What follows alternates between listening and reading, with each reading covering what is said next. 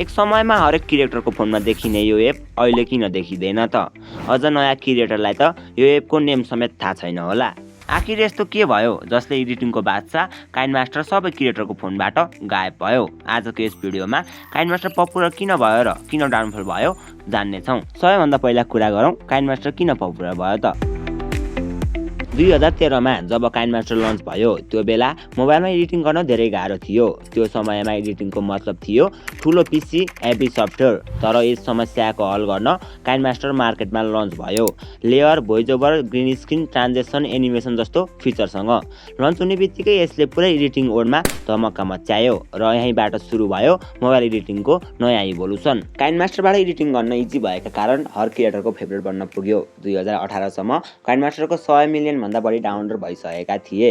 KineMaster यति धेरै popular हुनुमा यी 3 रिजन रहेका छन्। पहिलो रिजन हो एसेबिलिटी।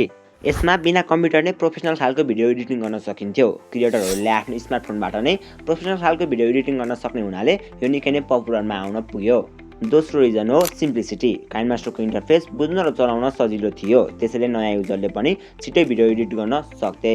तेस्रो रिजन हो फिचर्स। यसमा layer, transition, effect, text, music र क्रोमाकी जस्ता एडिटिङ टुलहरू पाइन्थ्यो, जसले गर्दा केही समयमै भिडियो एडिटिङ गर्न सकिन्थ्यो। अब कुरा गरौँ डाउनफल किन भयो त? युजर बढ्दै गएका थिए तर एपमा अपडेट भने आउनै छोड्यो।